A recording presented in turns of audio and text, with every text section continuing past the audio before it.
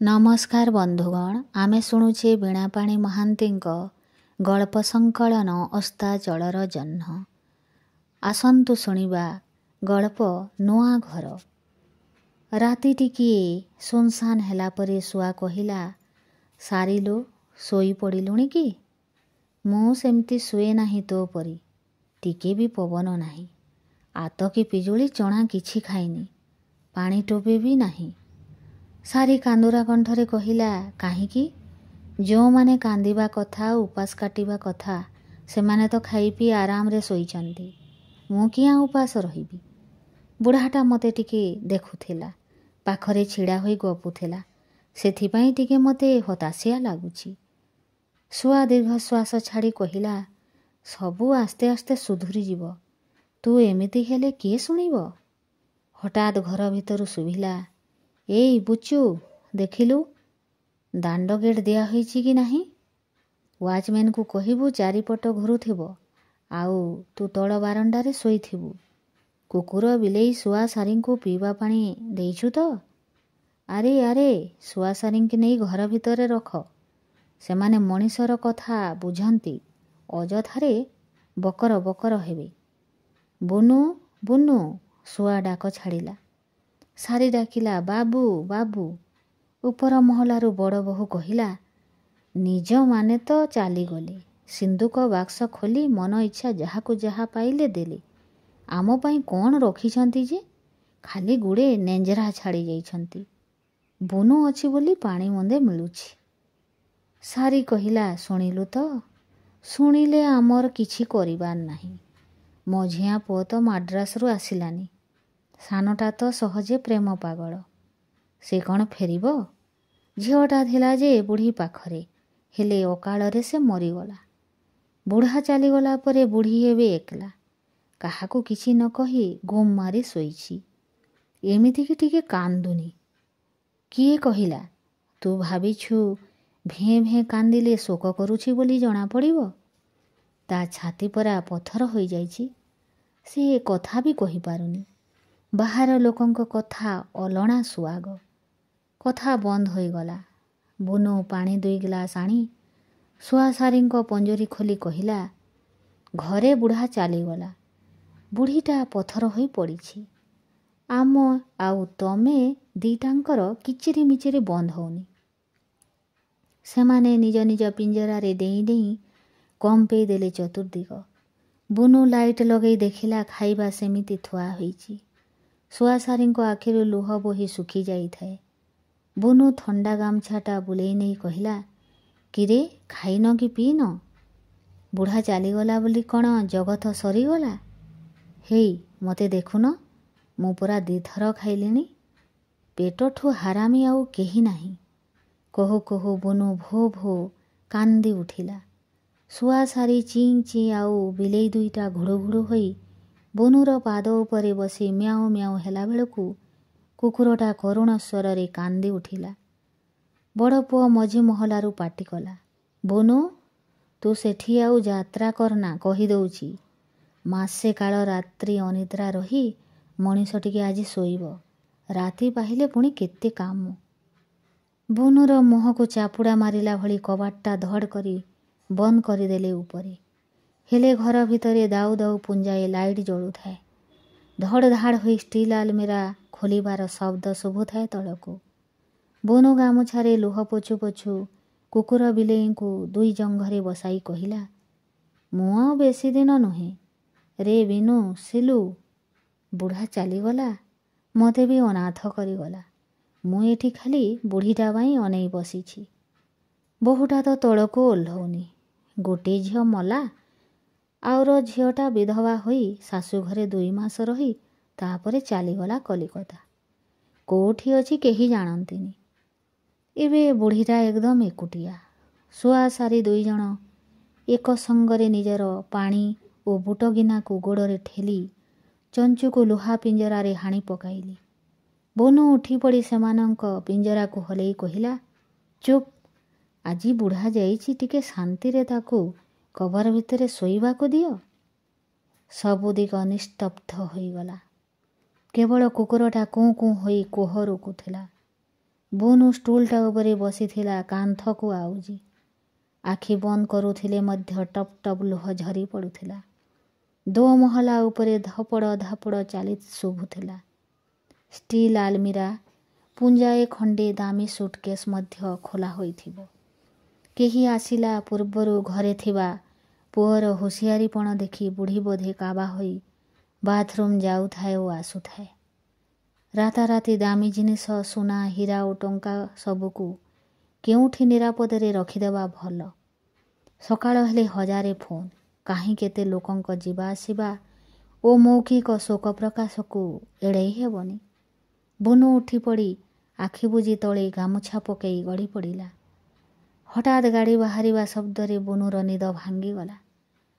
ବୁଢ଼ା ବେମାରୀ ପଡ଼ିବା କ୍ଷଣି ତା ଆଖିରୁ ନିଦ ଉଭେଇ ଯାଇଥିଲା। ଏଇ ତ ଟିକେ ନିଦ ଆସିଥିଲା ଯେ। ଶୁଆ ସାରି କିଚିରି ମିଚିରି କରି ତାକୁ ଉଠେଇ ଦେଲେ।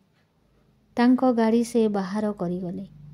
ବୁନୁ ବାପାର କି ଯାଏ ଆସେ? ଚଢ଼େଇ ଦୁଇଟା ଜଗି ବସିଛନ୍ତି ଏମିତି ଯେ। ବୁନୁ ଆଖି ମଳି ମଳି ପଦାକୁ ଗଲା। ଝାପ୍ସା ଝାପ୍ସା ଅନ୍ଧାରରେ ବୁଢ଼ାକୁ ଟିକିଏ ଦେଖନ୍ତାନି କୋଉଠି ବୁନୁ? ନାଇଁ ମ, ସେଇ ଆତ୍ମା ଫାତ୍ମା କଥା ମିଛ। ଦୋମହଲା ସିଡ଼ିରୁ ବହୁ ଲମ୍ବା ଚଉଡ଼ା ବ୍ୟାଗ୍ଟା ଧରି ବୁନୁକୁ ନ ଦେଖିଲା ପରି ଯାଇ ଗାଡ଼ିରେ ବସି ପଡ଼ିଲା। କେହି ଘରକୁ ଆସିଲା ପୂର୍ବରୁ କାମ ସାରିଦେବା ଭଲ। ଅର୍ଥ ତ ସବୁ ଅନର୍ଥର ମୂଳ।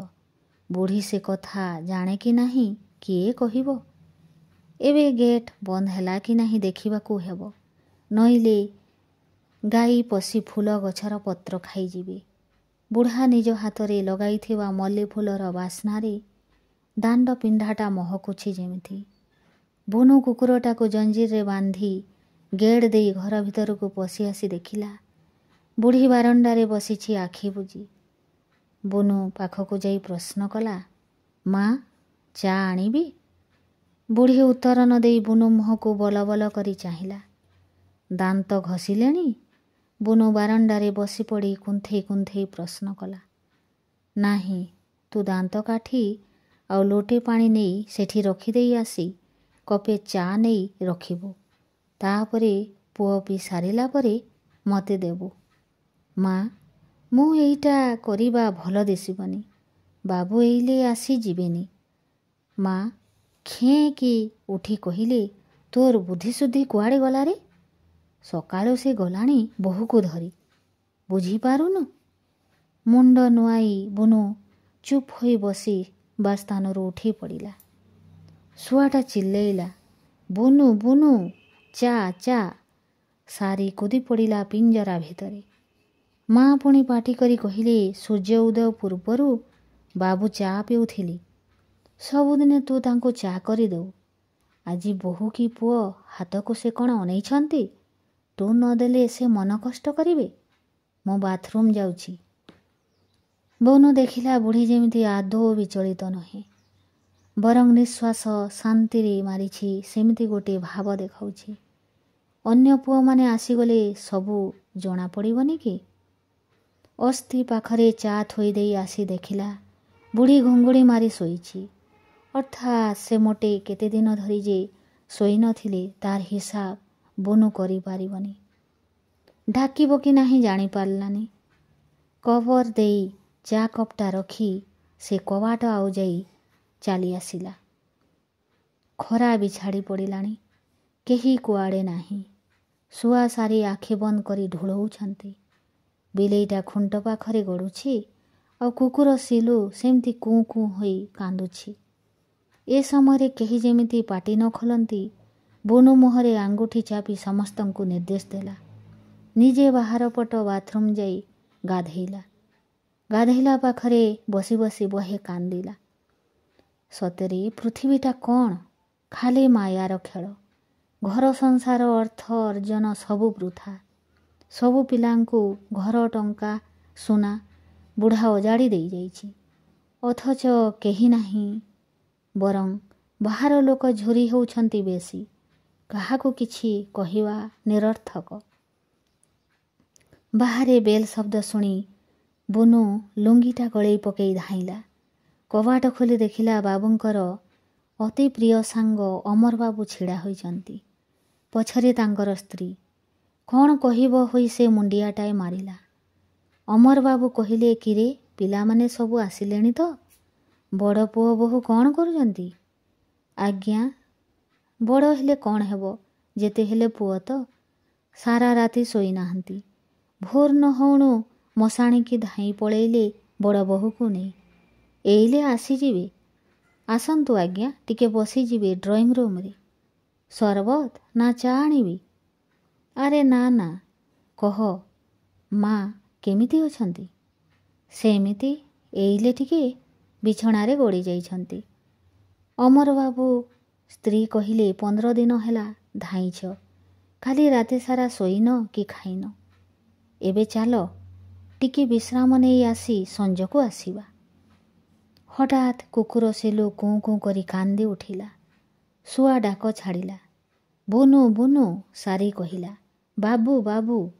ବିଲେଇଟା ଖାଲି ଧକଉଥିଲା। ବୁନୁ ଚମକିଲା ପରି କହିଲା, ନାହିଁ ବାବୁ, ସେ କଥା ହେବନି, ଆପଣ 5 ମିନିଟ୍ ବସି ପଡ଼ନ୍ତୁ। ହେ ଦେଖୁନାହାନ୍ତି କୁକୁର ଶୁଆ ସାରି କେମିତି ବ୍ୟାକୁଳ ହୋଇ ମୋତେ ତାଗିଦା କରୁଛନ୍ତି। ଅଗତ୍ୟା ଡ୍ରଇଂ ରୁମ୍ରେ ଅମରବାବୁ ତାଙ୍କ ସ୍ତ୍ରୀ ଯାଇ ବସିଲେ। ସବୁଆଡ଼େ ଯେମିତି ପବନରେ ଭାସି ଆସୁଛି ମାୟାଧରର ସେଣ୍ଟ ବାସ୍ନା, ଆଉ ଝରକା ଦେଇ କାଠଚମ୍ପା ଗଛର ଧଳା ଧଳା ଫୁଲର କିରିକିରି ହସ। ଅମରବାବୁ ମନେ ପଡ଼ିଲା 5-6 ବର୍ଷ ତଳର କାହାର ଏକ ଶୁଦ୍ଧି କାର୍ଯ୍ୟର ସ୍ମରଣିକା ପ୍ରକାଶ ବେଳେ ମାୟାଧର କହିଥିଲା, ଆରେ ଅମୁ, ମୁଁ ଯେବେ ମରିବି ତୁ 2 ପଦ ମୋ ପାଇଁ ଲେଖିବୁ ସ୍ମରଣିକାରେ, ନଚେତ୍ ଲୋକଲଜ୍ଜା ହେବ ମୋତେ।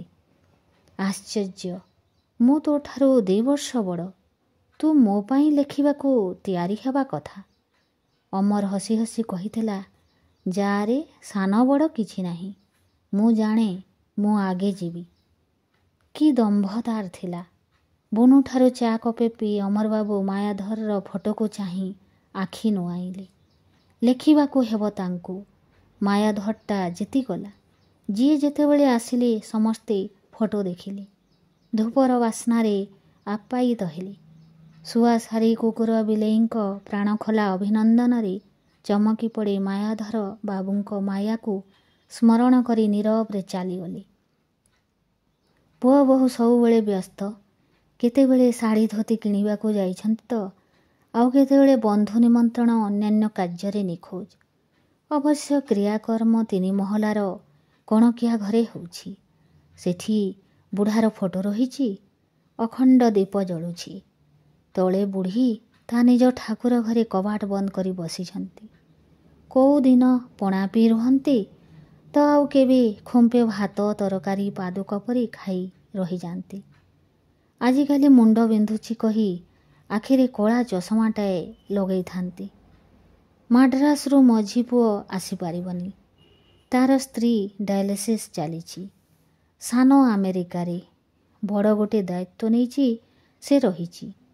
ଡାଡ଼ି ଚାଲିଗଲେଣି, ତାର ସେମିତି କିଛି କରିବାର ନାହିଁ। ସମୟ କରି କିଛି ଦିନ ପରେ ସେ ମମିକୁ ଦେଖିବାକୁ ଆସିବ, ଆଉ ସାଙ୍ଗରେ ନେଇ ଆମେରିକା ବୁଲେଇ ଆଣିବ। ଆଉ କିଏ ଆସିବ? ବୁଢ଼ୀର ଭାଇ ଆସିପାରନ୍ତି ବୁଢ଼ାର 11-12 ଦିନ ବେଳକୁ। ଆଉ କିଏ? ବୁନୁ ଯେ ସଂସାର ନ କରି ଏଇଠି ସଂସାର ପାତିଛି।